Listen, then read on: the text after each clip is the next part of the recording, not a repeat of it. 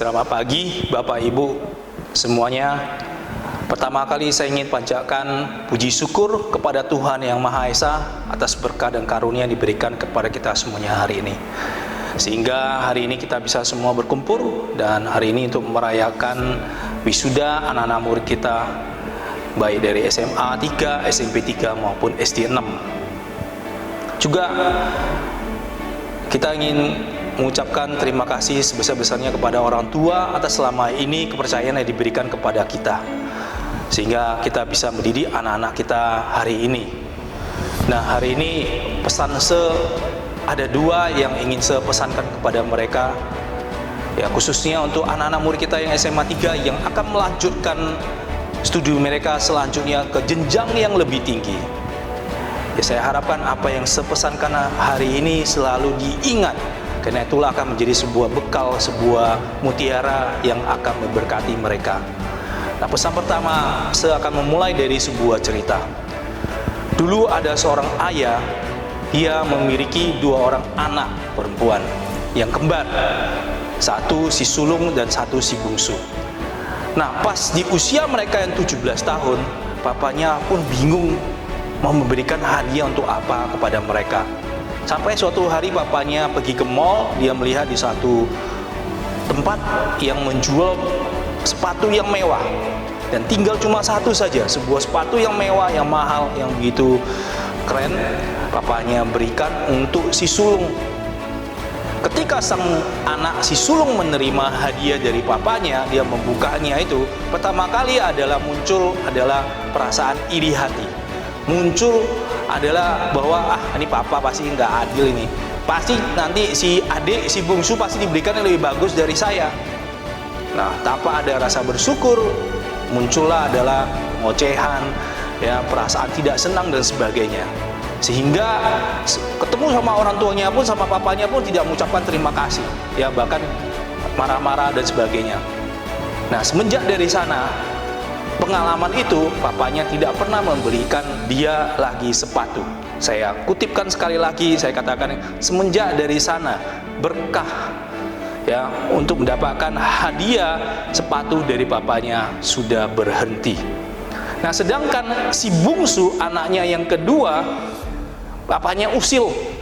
Papanya waktu hadiahnya di kotaknya itu papanya taruhkan, ya, kotoran kuda.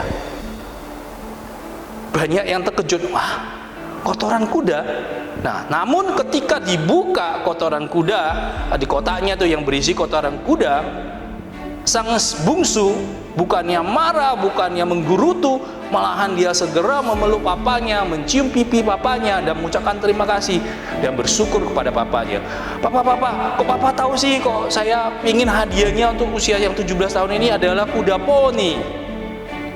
Nah, ketika papanya mendengarkan apa yang diinginkan anaknya adalah kuda poni, maka papanya pun memberikan kuda poni kepada si bungsu.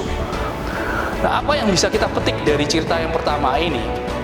Nah, cerita ini menunjukkan bahwa si sulung itu adalah anak yang tidak bersyukur. Ketika kita tidak bersyukur, maka semenjak itu karunia rezeki itu akan stop diberikan kepada kita. Jadi untuk adik-adik kita yang akan melanjutkan pembelajaran, studi dan sebagainya, selalulah jadi anak yang bersyukur seperti si bungsu. Maka ketika Anda selalu bersyukur, mengucapkan terima kasih apapun itu, biarpun Anda belum mendapatkannya sepertinya si bungsu kan, sebelum dia mendapatkannya bahkan sebetulnya diusil, tapi dia selalu bersyukur, mengucapkan terima kasih. Maka apa yang akan terjadi? Apa yang Anda inginkan akan terjadi. Jadi nasihat saya yang pertama adalah hiduplah selalu bersyukur. Bersyukurlah hari ini, pertama kali bersyukurlah kepada Tuhan Yang Maha Esa. Kedua, hari ini bersyukur kepada kedua orang tua kita. Karena bukan karena Anda sendiri yang hebat, tapi karena berkat orang tua Anda yang menyolokkan Anda di sini, barulah hari ini Anda bisa mencapai satu prestasi yang hebat. Dan ketiga, bersyukurlah, berterima kasihlah kepada guru-guru Anda. Jadi hidup selalu dalam kondisi bersyukur. Nah, nasihat saya yang kedua adalah saya akan memberikan sebuah perumpamaan seperti sebuah gelas ini yang sudah berisi air. Apakah nampak jelas? Nah, saya akan menambahkan air, menambahkan air ke cangkir tersebut. Nah, apakah bisa nampak jelas di sana apa yang terjadi? Airnya meluap keluar atau tumpah keluar.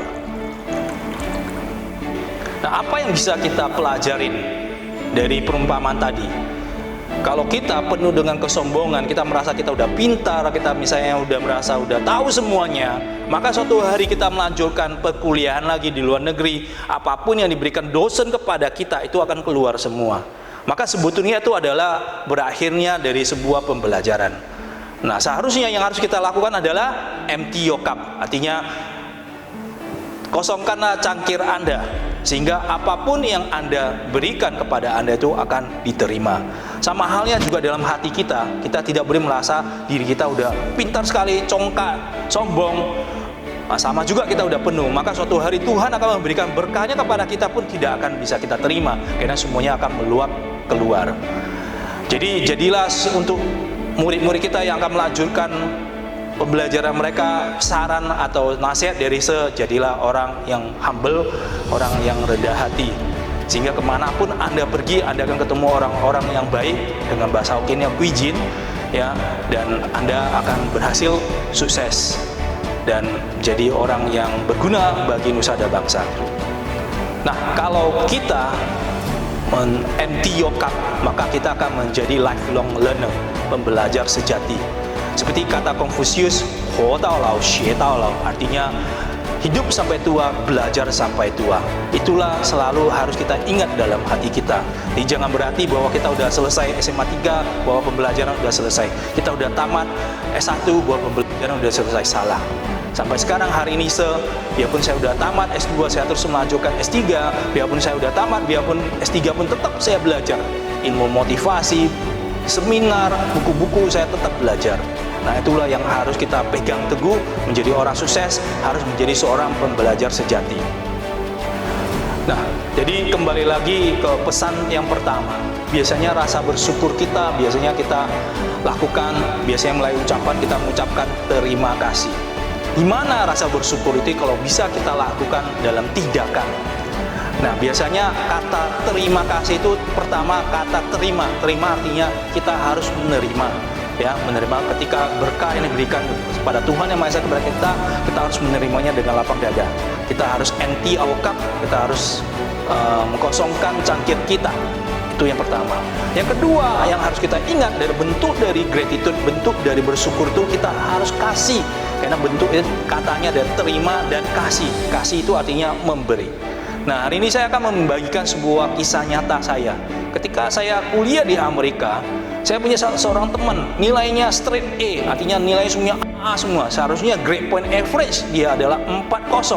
Tapi yang dia dapat itu 4,2. Dan dia masuk ke UC Berkeley, yaitu kampus top 10 di dunia. Saya satu kelas dengan beliau. Suatu hari saya ingin tahu apa sih rahasia dia, kenapa dia bisa begitu pintar. Ya, saya belajarnya sampai tengah malam, sampai pagi, dia belajarnya sampai jam 10 udah tidur. Pernah sekali saya telepon sekitar jam 10.30 dia udah tertidur. Dan waktu dia ngangkat teleponnya, suaranya kedengaran dia lagi ngantuk, ya. Jadi pernah sekali saya tanya kepada beliau, apa sih rahasia kamu? Kenapa kok kamu bisa begitu pintar? Saya lihat kamu makannya sama seperti saya makan nasi. Kenapa kamu bisa begitu pintar? Nah, barulah beliau menceritakan apa yang biasanya dia lakukan. Rupanya biasanya setelah dia kuliah, dia menjadi seorang relawan, ya, tutoring, menjadi seorang tutor di tutoring center. Jadi sudah selesai dia kuliah, dia jadi tutor, ngajarin orang mata, fisika dan sebagainya secara gratis. Ya, habis itu baru dia pulang. Nah, sebetulnya dia ngajarin kepada saya, dia bilang, "Steven, waktu kamu ngajarin orang, sebetulnya kamu sudah mengulangi pelajarannya. Jadi waktu ujian saya nggak usah susah-susah lagi, saya harus pelajarin lagi." Nah, yang kedua lagi yang pernah saya ketemu lagi adalah saudara sepupu saya, ya, pacar saudara sepupu saya yang dari sebuah keluarga yang raya. Ya, dia sekolah di USC, sekolah kampus yang lumayan mahal di Amerika. Nah, nilainya juga A semua. Jadi saya juga heran kenapa beliaunya begitu pintar. Dan saya pernah tanya sama beliau, biasanya sih apa yang kamu lakukan? Dia bilang, ya, kita harus banyak memberi, banyak membuat kebaikan. Nah, itulah kasih. ya tadi diterima dan kasih. Jadi saya ingat waktu dia biasanya datang ke apartemen saya, yang dimana saya tinggal bersama dengan saudara-saudara, yang biasanya dia lakukan itu nyuci piring, kloset ya, toilet itu biasanya dia yang bersihkan semua. Jadi saya sangat terkesima gitu, kenapa orang yang begitu kaya kok bisa begitu rendah hati ya. Jadi saya tanya beliau, lu dapat ini, ajaran ini dari mana sih? Dia bilang, dulu waktu saya sekolah di Singapura sudah diajarkan kayak gini. Jadi khusus untuk anak-anak yang berprestasi, mereka diberikan prioritas ya untuk lakukan kebaikan dulu, diberikan prioritas untuk lakukan kebaikan, misalnya ke rumah panti jompo, membersihkan kamar mandi dan sebagainya. Itu yang sesuatu yang membuat saya shock gitu loh. Kenapa saya shock? Itu biasanya kalau di Indonesia itu adalah hukuman, bukan prioritas. Ketika tapi di sekolah dia ini Singapura, malahan orang-orang yang berprestasi diberikan prioritas untuk melakukan kebaikan. Barulah dari sana saya mengerti bahwa untuk menjadi orang yang hebat sukses, kita harus juga memberi, atau dengan kata lain kasih. Nah, semenjak dari sana, dulu saya punya jidat nggak tinggi, dengan berarti itu saya orangnya kurang pintar. Tapi semenjak saya udah mendengarkan apa yang diajarkan sama mereka, saya sudah mengerti konsepnya. Maka semenjak dari sana saya suka membantu teman saya. Kalau saya ada buku yang udah saya nggak pakai lagi, saya donasikan. Itu juga dalam bentuk kasih. Percaya atau tidak, ajaib, sekarang Anda kalau bisa melihat jidat saya sangat tinggi. Ya, jadi banyak hal yang sangat berbeda. Dulu waktu saya sekolah di Indonesia, yang saya pelajari itu adalah egois. Saya masih ingat dulu waktu masih SMP, kita tanya teman kita, udah kerjain nggak PR-nya? Lu tahu nggak soal ini? Rata-rata teman kita akan bilang, dia nggak tahu juga, dia nggak bisa. Tapi ujung-ujungnya nanti waktu kumpul, dia yang kumpul duluan. Sehingga dulu kita masih sekolah di Indonesia, apa yang kita pelajari? Jadilah orang yang egois.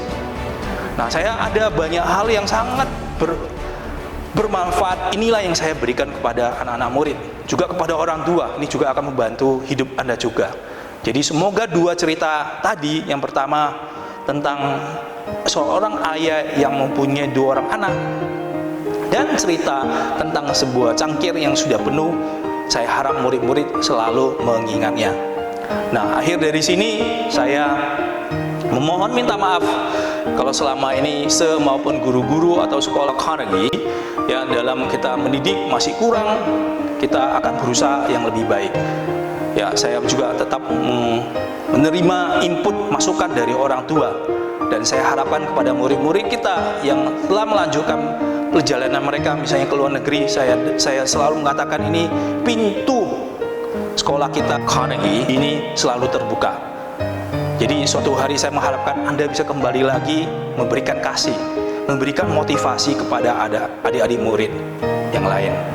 Itu saja dari kalau ada pertanyaan ataupun masalah di luar negeri, boleh ditanyakan kepada kita, termasuk maupun guru-guru. Dan email pun sudah saya berikan kepada Anda semua. Itu saja dari saya. Semoga Anda semuanya menjadi orang yang berhasil. Sedoakan yang terbaik. Anda mempunyai keluarga yang harmonis. Jadilah anak yang berbakti, anak yang berguna bagi nusa dan bangsa. Terima kasih.